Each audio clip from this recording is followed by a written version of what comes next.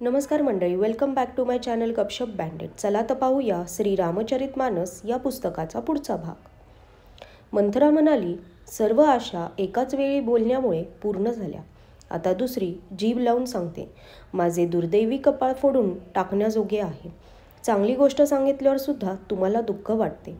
जे खऱ्या खोट्या गोष्टी रचून सांगतात हे माई तेच तुम्हाला आवडतात आणि मी कडवट वाटते. आता मी सुद्धा तोंड देखली गोष्ट बोलेन, नाहीतर दिवस रात्र गप्प राहीन. विधात्याने कुरूप बनवून मला पराधीन केले आहे. यात दुसऱ्याचा काय दोष? जे पेरले ते घेते, दिले ते मिळविते. कुणी का राजा होईना, आमचे काय जाते. दासी होण्याशिवाय तुम्ही आता राणी थोड्याच राहणार. आमचा स्वभाव तर जाळण्याजोगाच आहे, कारण मला तुमचे अहित पाहवत नाही, म्हणून मी सुतोवाच केले आहे. परंतु हे देवी, आमची मोठी चूक झाली, क्षमा करा. स्त्री अस्थिर बुद्धीची असल्यामुळे आणि देवांच्या मायेला बळी पडल्यामुळे कैकेयी राणी ही मंथरेची कपटपूर्ण रहस्यमय वाणी ऐकून वैरीण मंथरेला आपली हितचिंतक समजून तिच्यावर विश्वास करू लागली. वारंवार राणी आदरपूर्वक विचारत होती. भिल्लिनीच्या गाण्याने हरिणी मोहित व्हावी तशी राणी मोहित झाली. जसे घडायचे होते त्याप्रमाणे कैकेयीची बुद्धी फिरली. आपला डाव साधलेला पाहून मंथरा खुश झाली. तुम्ही विचारता, परंतु सांगताना भीती वाटते, कारण तुम्ही पूर्वीच माझे नाव घरात फूट पाडणारे असे ठेवले आहे. अशा प्रकारे घोळून घोळून आणि राणीला पूर्ण विश्वास वाटू लागल्यावर ती अयोध्येची साडेसाती असलेली मंथरा म्हणाली, हे राणी, तुम्ही जे म्हणालात की मला सीताराम प्रिय आहेत व रामांना तुम्ही, ही गोष्ट खरी आहे.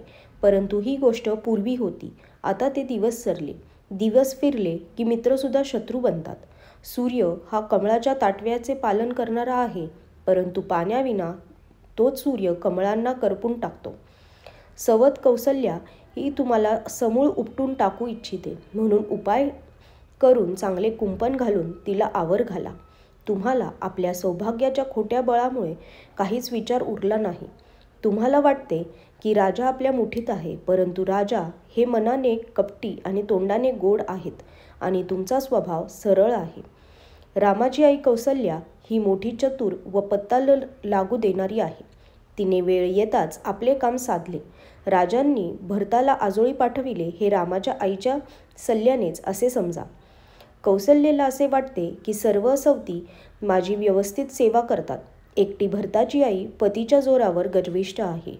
म्हणून हे माई, कौसल्येला तुम्ही फार खटकत आहात, परंतु ती कपट करण्यामध्ये चतुर आहे, म्हणून तिच्या मनातला भाव जाणता येत नाही. राजांचे तुमच्यावर खास प्रेम आहे. स्वामींचा स्वभाव माहीत असल्यामुळे कौसल्येला हे पाहवत नाही, म्हणून तिने जाळे पसरून राजाला वश करून घेतले व भरताच्या अनुपस्थितीत रामाच्या राजतिलकाचा मुहूर्त ठरवून टाकला. रामाला राजतिलक व्हावा ही रघुकुलातील रीत योग्यच आहे आणि ती सर्वांनाच बरी वाटते. मलाही ती फार चांगली वाटते, परंतु पुढचा विचार केल्यावर मला भीती वाटते. दैव फिरून त्याचे फळ त्या कौसल्येलाच मिळो. अशा प्रकारे कोट्यवधी कुटिलपणाच्या गोष्टी घोळून घोळून मंथरेने कैकेयीला उलटसुलट सांगितले व कित्येक सवतींच्या गोष्टी विरोध वाढावा या हेतूने रचून सांगितल्या. भवितव्याच्या अधीन झाल्यामुळे कैकेयीच्या मनात विश्वास वाटू लागला. राणी पुन्हा शपथ घालून विचारू लागली तेव्हा मंथरा म्हणाली, विचारता काय? अहो, तुम्हाला अजूनही समजले नाही. आपले बरे वाईट पशूंना सुद्धा समजते. समारंभाचे सामान गोळा करण्यात पंधरवडा गेला आणि तुम्हाला आज माझ्याकडून समजत आहे.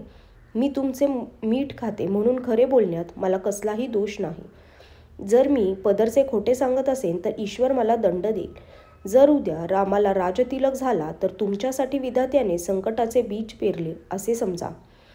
मी अगदी निश्चितपणे सांगते की राणीसाहेब, तुम्ही आता दुधात पडलेल्या माशीप्रमाणे त्याज्य झाले आहात. जर मुलासह कौसल्याची चाकरी कराल तर घरात राहता येईल.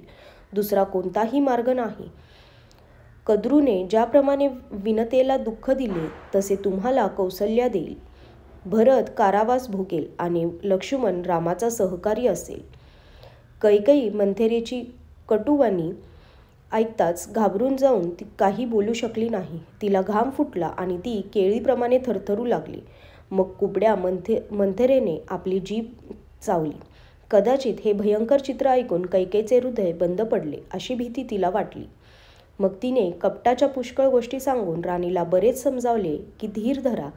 कैकेयीचे दैव फिरले. तिला दुष्टपणा आवडू लागला. ती बगळी मंथरेला हंसी समजून तिची तारीफ करू लागली.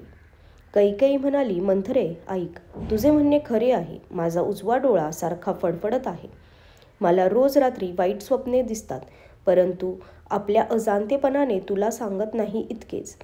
सखे काय करू, माझा स्वभाव पडला साधा भोळा. मला डावे उजवे काही समजत नाही.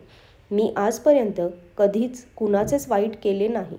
मग दैवाने मला एकदमच हे असह्य दुःख का दिले कुणास ठाऊक. आजच्यासाठी धन्यवाद.